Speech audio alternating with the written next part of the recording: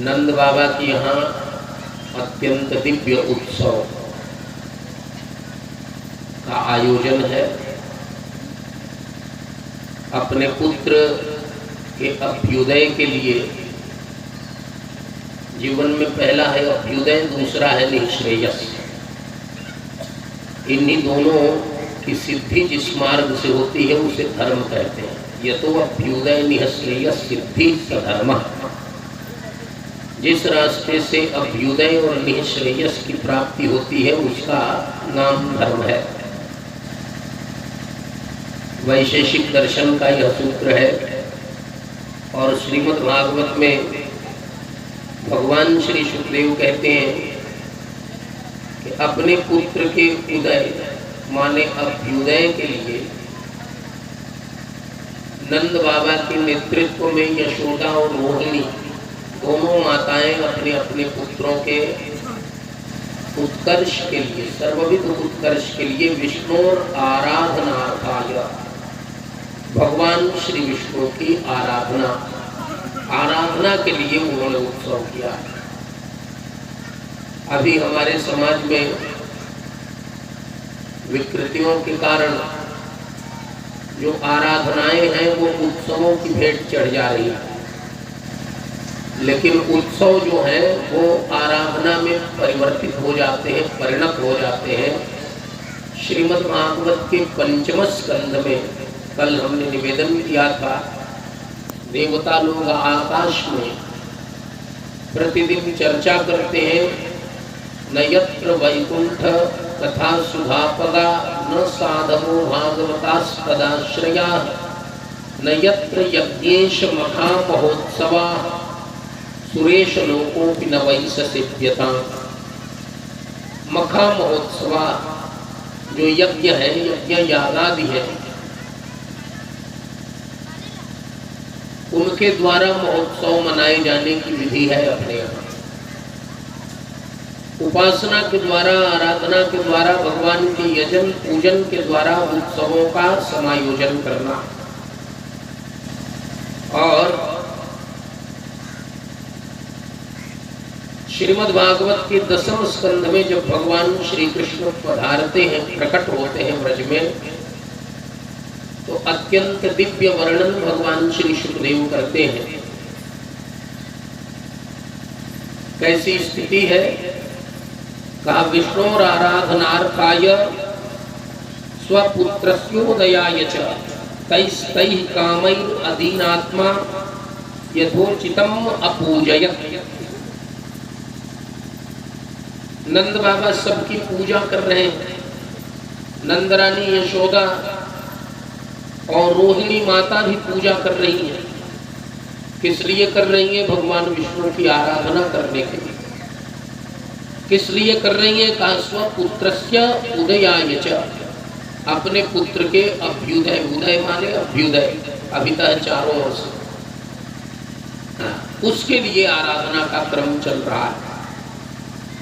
भगवान श्याम सुंदर के आने के बाद भी ब्रज में जो पुरानी रीति नीति है, माने जो वैदिक कर्मकांड है, वैदिक धर्म है, वैदिक उपासना पद्धति है, उसका अनुसरण हो रहा है। इसका अर्थ क्या हुआ कि जो वेदों का विज्ञान है, जो वेदों में वर्णित विधियां हैं, उन विधियों के आश्रयण से, उन विधियों के आश्रय से ही हमारी आपकी सबकी सर्वविध कल्याण की भावना प्रकट हो सकती है, प्रशस्त हो सकती है, मार्ग निर्माण हो सकता है। भगवान तो वैदिक धर्म के प्रकाशनार्थ, संस्थापनार्थ और रक्षणार्थ आते ही आते हैं। जो भगवान के लोग हैं वे भी वैदिक धर्म का पूरा पूरा पालन कर रहे हैं।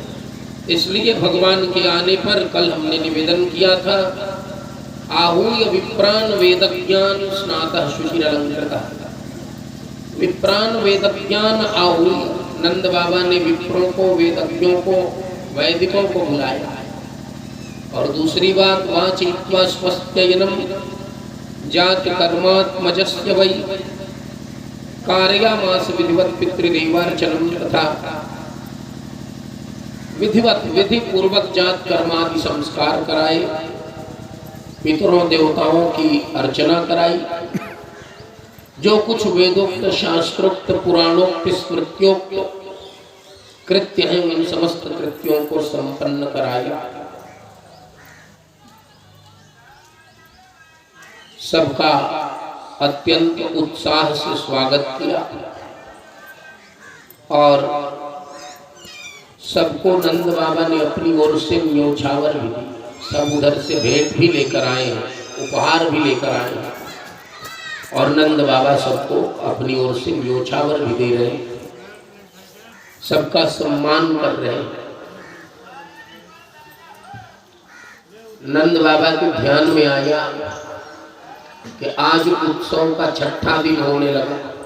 कथा का 5वां दिन है, लेकिन वहां उत्सव का, भगवान के प्राकट्य उत्सव का छठा दिन था।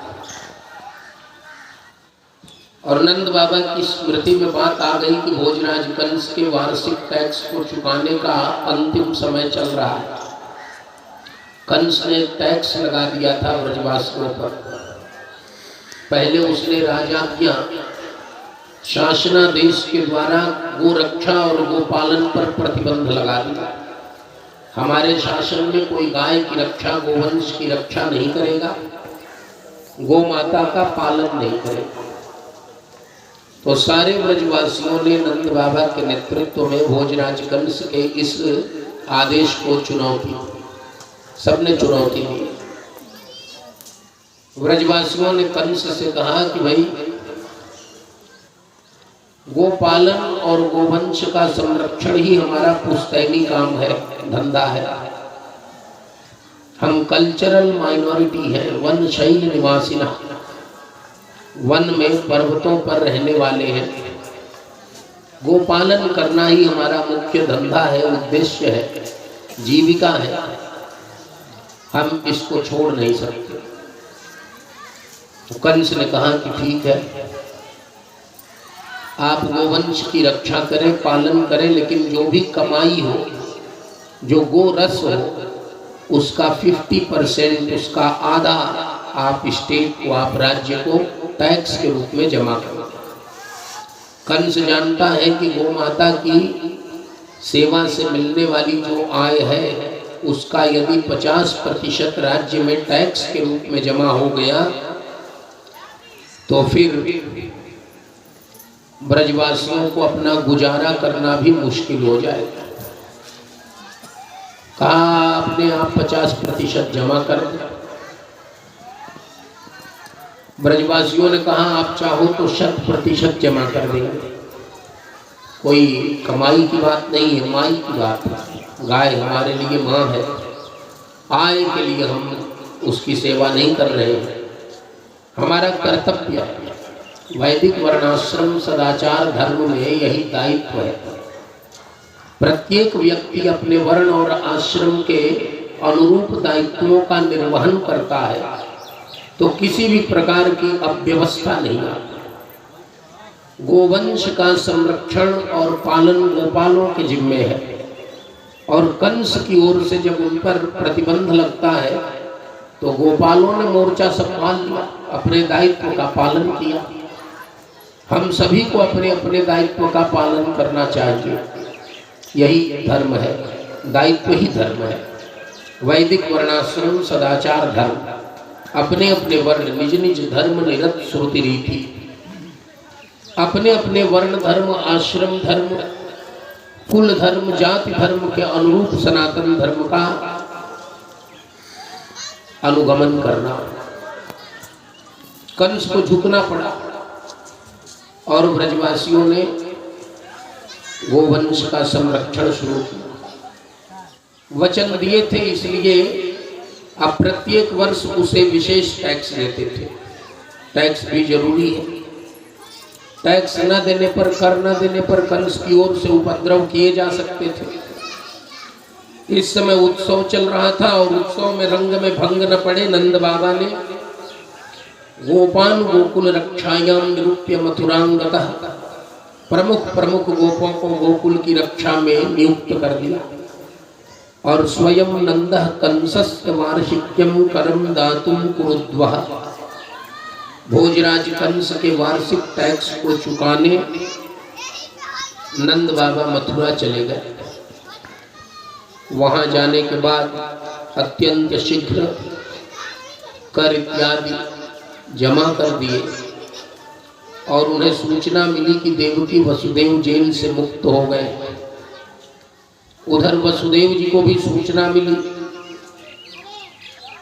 भ्रातरम नंदमागतम, मेरे भाई नंद बाबा मथुरा में आए हुए हैं। दोनों से मिलने के लिए समुत्सुक हो गए। वसुदेव जी से मिलने कोई नहीं जा रहा है डर के मारे, क्योंकि सरकार की नजर है, उन्हें जरूर जेल से मुक्त कर दिया है, लेकिन आने जाने वालों पर पैनी निगाह है, निगरानी रखी जा रही है। नंद बाबा इन सब बातों से बेपरवाह हैं। नंद बाबा ने तय किया कि मैं वसुदेव जी से मिलने जाऊंगा ही। सुख के समय है, किसी के सुख के समय कोई दूसरे दुख से दुखी हो जाए तो समझना चाहिए कि वो उस सुख से सुखी नहीं है, उसके हृदय में ईर्ष्या है। इसलिए जो अपने लोग होते हैं वो उत्सवे व्यसने चैव दुर्भिक्षे शत्रु संकटे राजद्वारे श्मशाने चैव तिष्ठति स बांधवः।